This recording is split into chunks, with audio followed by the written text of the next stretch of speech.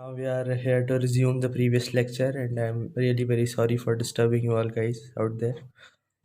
So, the term of house, which is the topic we will be discussing today, the term of Lok Sabha is 5 years. It can be dissolved before the completion of 5 years, as I told you earlier, and the Lok Sabha can be dissolved by the president under his discretionary powers.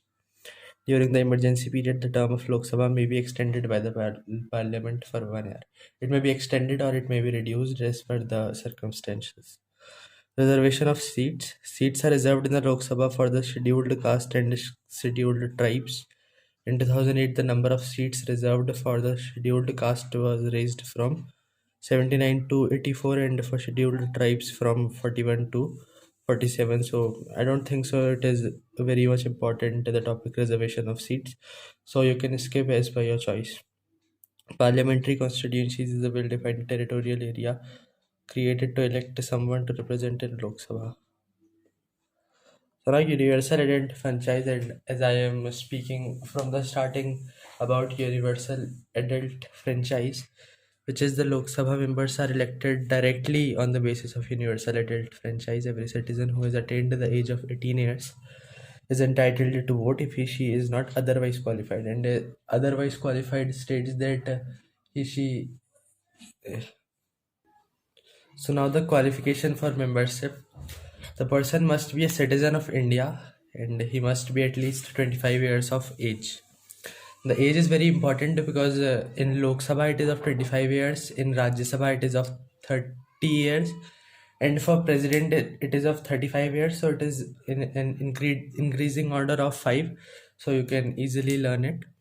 And he must possess such other qualifications as prescribed by the laws of parliament from time to time. His name must be in a voters list.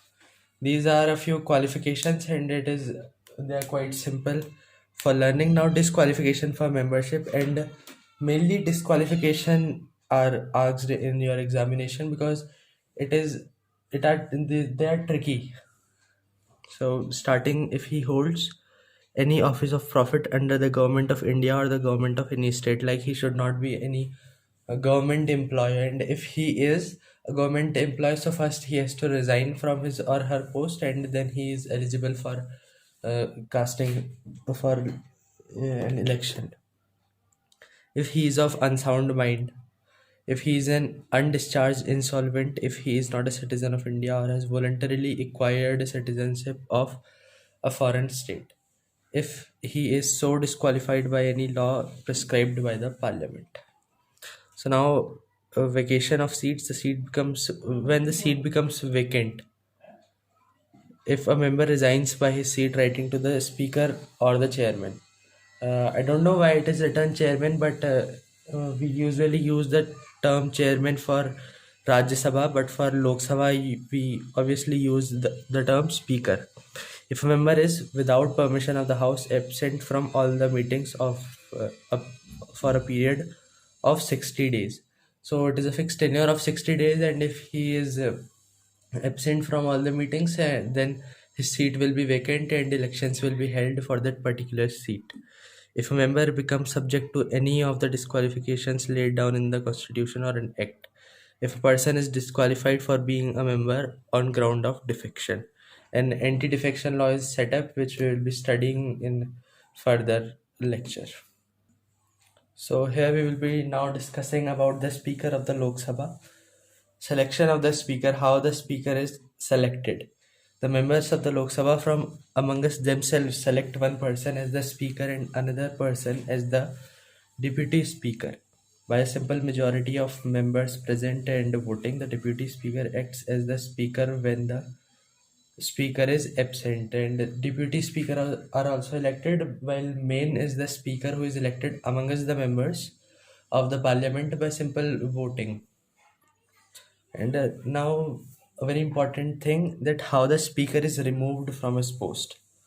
So as the speaker is a very powerful and dignified post, so when each and every member of the Lok Sabha is against him or she votes against the speaker, then the speaker will be removed from his vote, no, from his seat, and he vacates his office before the first meeting of the newly constituted Lok Sabha is held.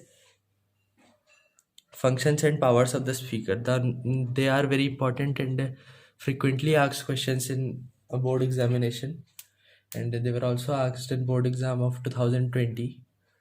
The speaker presides over the meetings of the Lok Sabha. All speeches and remarks are addressed to the chair of the speaker. The speaker decides whether the money bill is a money bill or not.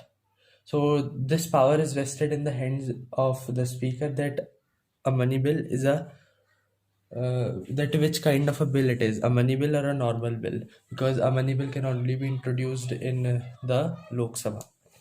The speaker decides the admissibility of the questions and their solutions. He decides the admissibility of a motion like adjournment motion, and many other motion are there. And now the topic of casting vote, and it is a very important topic.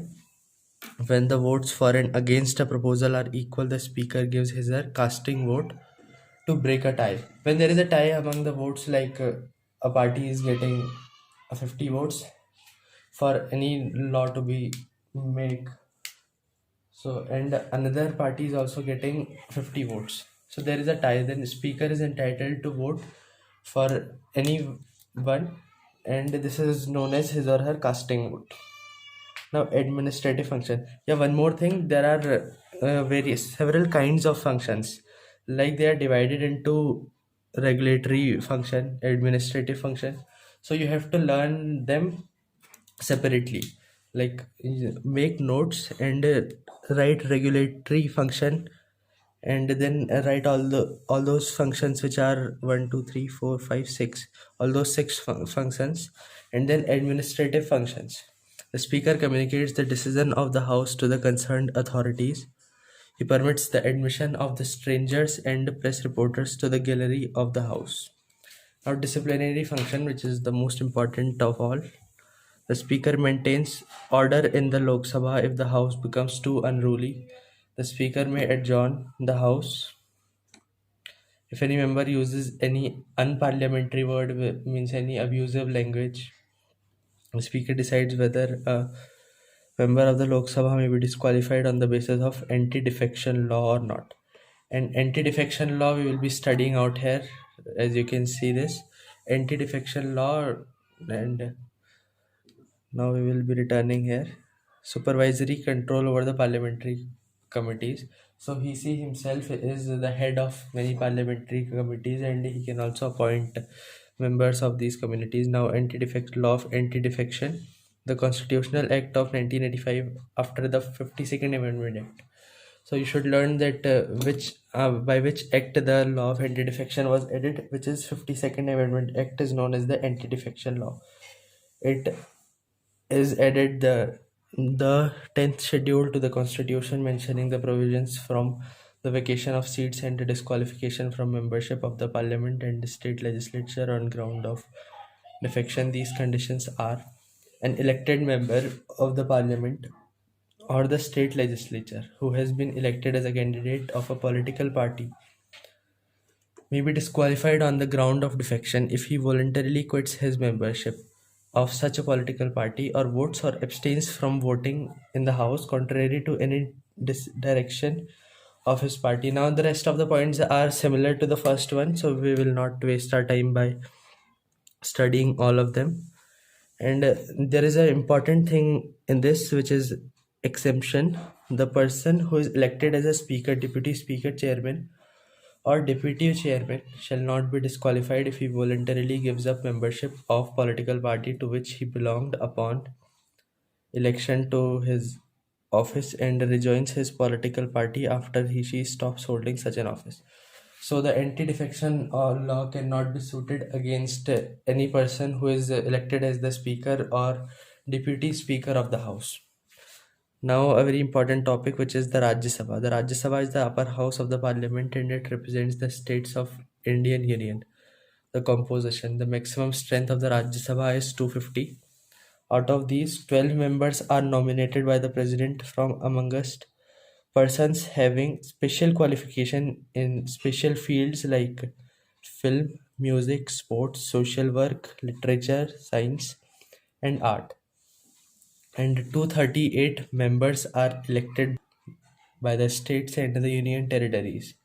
Seats are allocated to the states and the union territories on the basis of population. As for instance, Uttar Pradesh sends 31 members, and it is not very much important. So you should only learn that 238 members are elected, while 12 are nominated by the president from people having special qualification in the field of art, science, and literature, etc. Now, the members of the Rajya Sabha are elected by the elected members of the Legislative Assembly of each state. This is done on the basis of the system of proportional representation by means of single transferable vote. Now, this is a quite important topic, and you should learn that how they are elected. In board examination, questions are asked like, how are the members of Rajya Sabha elected, and what people can vote in it. So you should be very clear that this is done on the basis of the system of proportional representation by means of single transferable vote, and this will be the only answer to that question. No other answer is acceptable by the board. Now we will be moving on to the term of the house. The Rajya Sabha is a permanent house. It cannot be dissolved by the president. After every 2 years, one third of the members retire. They may be re-elected or new members may take their position. Thus, each member has a term of 6 years. The most important thing of this chapter is each member of Rajya Sabha has a term of 6 years. I'm repeating myself. Each member has a term of 6 years, while each member of the Lok Sabha has a term of 5 years. So it should be very clear in your mind the difference between Lok Sabha and Rajya Sabha. If it comes in your examination, that state any one difference between the Lok Sabha and Rajya Sabha. So it is the most easy difference that the term of a member of Rajya Sabha is 6 years and that of Lok Sabha is 5 years. I hope it is clear to you all, guys. The presiding officer, the Vice President of India, is the ex officio chairman of the Rajya Sabha. The Vice President, the post which is below the post of President, Vice President.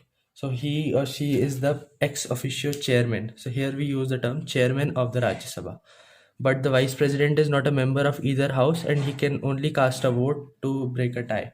As I have told you, in the case of Speaker also, he can only cast his vote to break a tie, and it is the same case as the Vice President, which is the ex officio chairman of the Rajya Sabha. When the Vice President acts as the President of India, he does not perform the duties of his office. When the President is in leave or the President is removed from his office by in terms of impeachment, so the Vice President acts as a President, right? And at that moment of time, she will not be acting as the chairman, but she will only be acting as a president, and the functions of the chairman will be processed by the deputy chairman.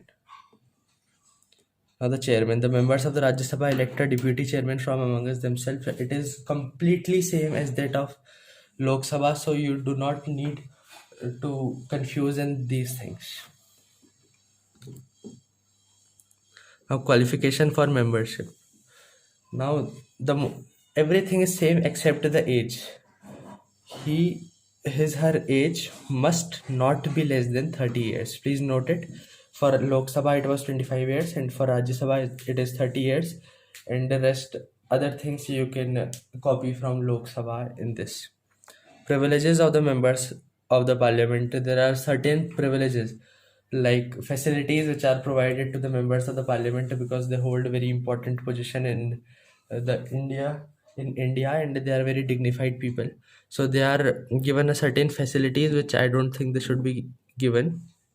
Freedom of speech. They enjoy the freedom of speech inside the parliament, and no action can be taken by the court against a member for anything said by him or her. Freedom from arrest. They enjoy freedom from arrest in civil cases 40 days before and after the session of the House of the Parliament. Freedom from jury service. They enjoy freedom from attendance as jurors and witness in any court of law. Power to regulate the business of House. Each House of the Parliament is the power to regulate the internal affairs. These are quite simple things, and you can only learn that freedom of speech, freedom from arrest, freedom from jury services. These three are sufficient for your board examination preparation. And even if you are preparing for half-yearly examination or final examination or pre-board or something like that, so this will be beneficial in those things also. Now, advantages of Lok Sabha and its powers.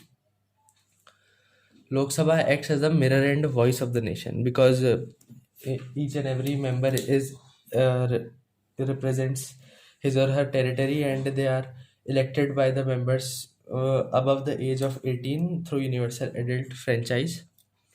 And the Lok Sabha creates, supports, and removes the government. The president invites the political party winning the support of more than half the members of the Lok Sabha to form the government. The ministry is collectively responsible to the Lok Sabha.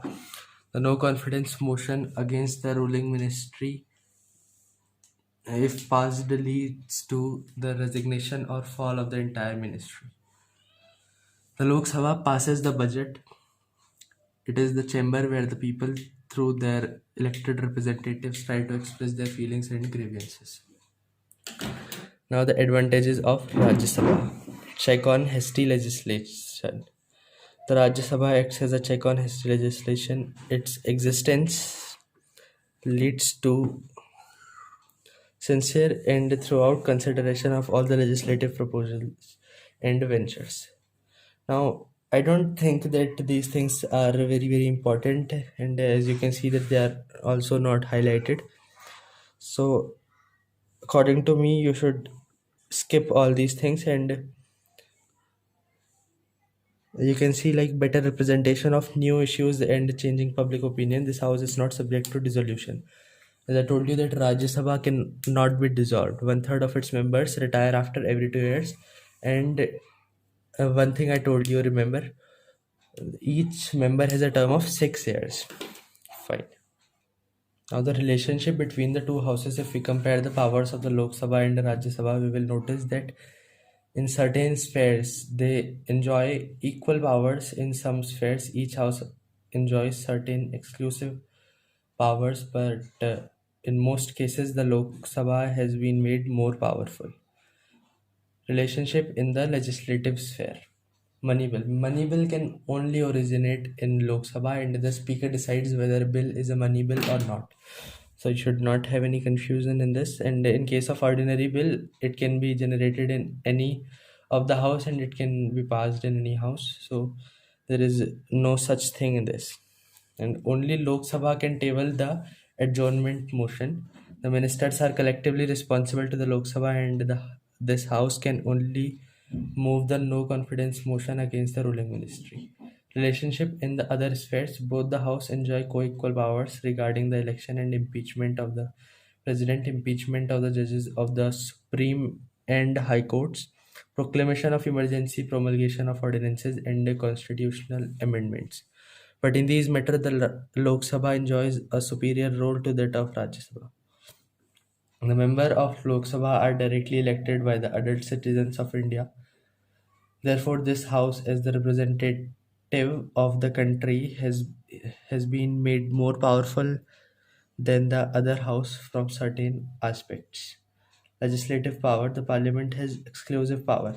As in India, there is a federal form of government, so the power is divided between the state government and the central government. So you will be seeing something related to that in this paragraph. Legislative power, the parliament has exclusive power to make laws on all 97 subjects mentioned in the union list, and the union list is for central government. Defense, foreign policy, union expansion, income tax. Both the parliament and state can make laws on the 47 subjects mentioned in the concurrent list. Like both the state government and the central government can combinedly make laws in concurrent list, like education, transfer of criminal cases from one state to the other.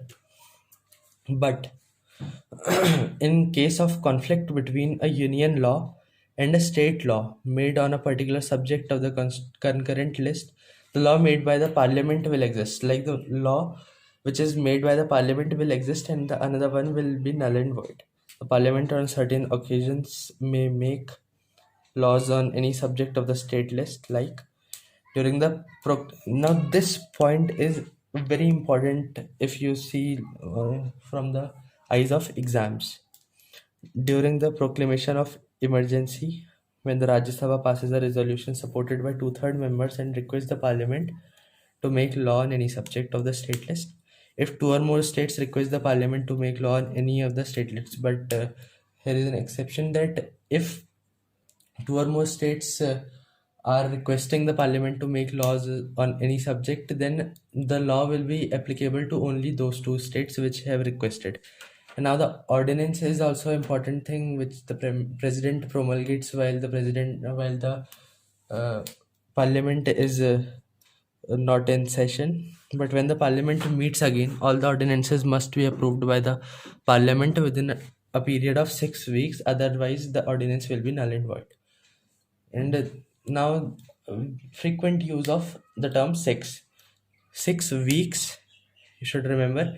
And another thing was 60 days, which you should obviously remember that if a member of Lok Sabha is absent from meetings of the Lok Sabha without any prior notice for a period of 60 days, then his seat will become vacant.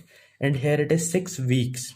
So you should remember these things also for getting good marks in your board examination. Residuary power.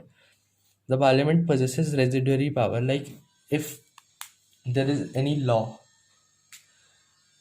if there is any law which is not mentioned in either of the lists, so the parliament has the power to make law in those subjects.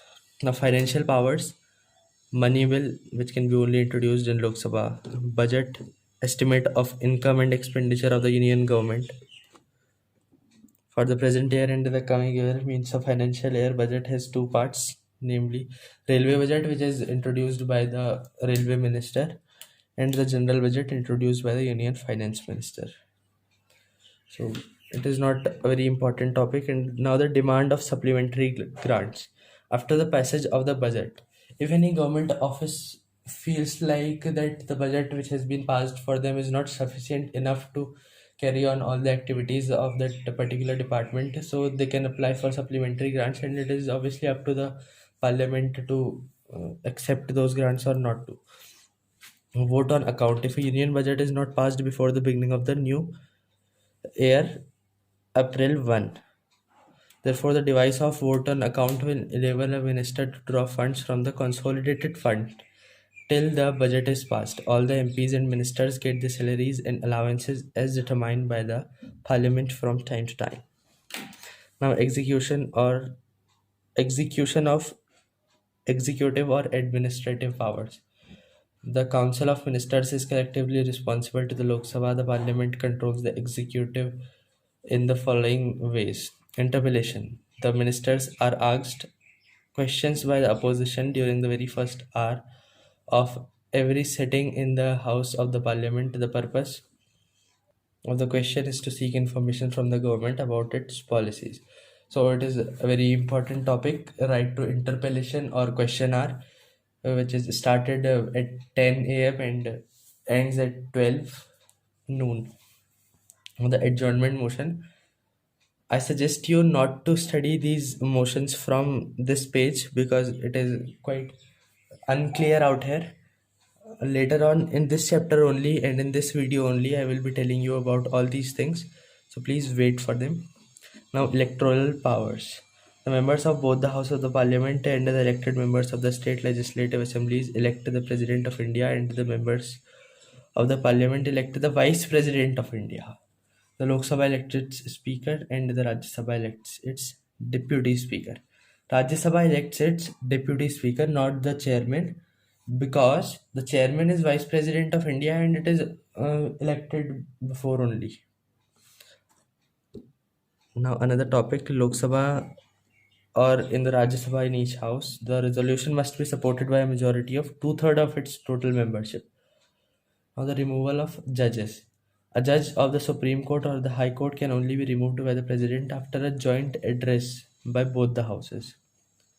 Maintaining order of the House. The Parliament may punish a person for disobeying or disrespecting the House or obstructing the business of the Parliament. Now, power of Constitution. The bill to amend the Constitution may be originated either in the Lok Sabha or in the Rajya Sabha if it is not a money bill. And if it is a money bill, so it can only be originated in Lok Sabha. two-third majority of the members. It should be passed by two-third majority of both the houses. Now, other powers are like Parliament may change the name of the boundaries as it is done by the Yogi government in Uttar Pradesh. It can set up a common high court for two or more states. It can make law regarding the composition and functions of the Supreme Court. Now, the parliamentary procedures session, the budget session, February to May, monsoon session, July to August, winter session, November to December. You should learn it by heart because they are frequently asked in your board examination. Quorum. The term quorum means minimum number of members required to be present to start a meeting in the House of the Parliament. It means one-tenth of the total number of members, including the presiding officer of the House, are required to constitute the meeting of the House. This is known as quorum, the minimum number of members which are required to call a meeting. It is known as quorum. Languages to be used. Urdu and English are the main languages which are used in the parliament. Obviously, Hindi is also used. Leader of the opposition. The leader of the opposition has to play a very important role. And he or she enjoys the same facilities as enjoyed by a union cabinet minister. And there is a certain restriction in this because as you can see out here, no leader of the opposition. 16th Lok Sabha has no leader of the opposition, as according to the parliamentary rules, the largest opposition party in the house must secure at least 10% of the total seats. 10% of the total seats. Quorum is also for one-tenth of the members, and here also 10% means 10 divided by 100, 1 upon 10 if you divide it. So you can learn it like this also, that one-tenth of the total seats of the Lok Sabha are required for a person to become the leader of opposition. Now the question are interpellation, which I promised you to teach in a later part of this video. Question are interpellation. The very first hour starts at 10 a.m. and ends at 12 noon. In the very sitting of the House of the Parliament is allotted for asking answers and questions with the prior concern of the speaker, which means that the person who needs to ask any question, first of all he has to take permission from the speaker. And there are different kinds of questions like stared questions, unstated questions, short notice questions. They are not that important, but if you will have a look at them, so they are quite easy to understand and to learn, so you can obviously do it. Now the short notice question. And 0 hour, the time which starts at after the question hour at 12 noon and ends at 1 p.m., just before lunch, is known as the 0 hour. And in this hour, the members do not have to take permission from the speaker for asking questions. They ask questions to bully the ministers also. Definition and types of motion. The motion is a formal proposal made by a member that the House should do something regarding a matter of public importance. So this is the definition of a motion, which is a formal proposal made by a member that the House should do something regarding a matter of public importance. You should learn it, and because it is asked in your board examination. The adjournment motion, which is it is a proposal to lay aside all the business of the House and take up a definite matter of urgent importance. The speaker accepts the motion if the matter is definite, if she feels that the matter is so urgent that it should be discussed on the same day. You should just understand that it is a proposal to lay aside all the business of the House and take up a matter of urgent importance, like which is an important matter, like something very exciting or very important has occurred in the country. So the parliament will lay aside all its business and it will focus on that particular topic. A no confidence motion means expressing lack of confidence in the ministry, and you can see that the opposition can move with the no confidence motion if at least 50 members support this motion. And the day when the Lok Sabha grants leaves to the move the motion.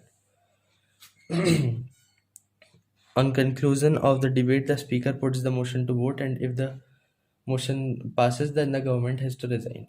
Like when the prime minister resigns, then the whole government has to resign. And if a particular minister except the prime minister resigns, then only that minister has to resign, not the whole government. This should be very clear, and it is really asked in your board examination, and children gets confused in this particular topic only. Now the cut motion. The various type of cuts motion, only three: token cut, economy cut, and disapproval of policy cut. You should learn these three only by the names. Censor motion. To It is a motion that aims at censoring, or it is a kind of disapproval of a policy which is not accepted by the people in general, of the government. Amendment of the question, constitution. Amendment by simple majority. It is not an important topic. Amendment by simple majority, amendment by two-third majority, amendment by two-third majority of the parliament, plus a rectification of the states. So you should only learn these three simple definitions. Like you should not read the whole paragraph. Now the difference between a bill and an act.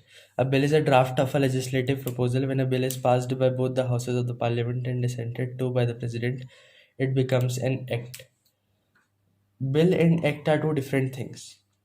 At first, the bill is a legislative proposal, and when the bill is passed, then it becomes an act. There are two kind of bills: private bills and public bills. And will not go in too much detail of this thing. And here only we will be ending this lecture, and I hope you all liked it, and stay tuned for much matter. Now, next video I will be uploading of biology first chapter 10th class. So please subscribe this channel if you like. Thank you.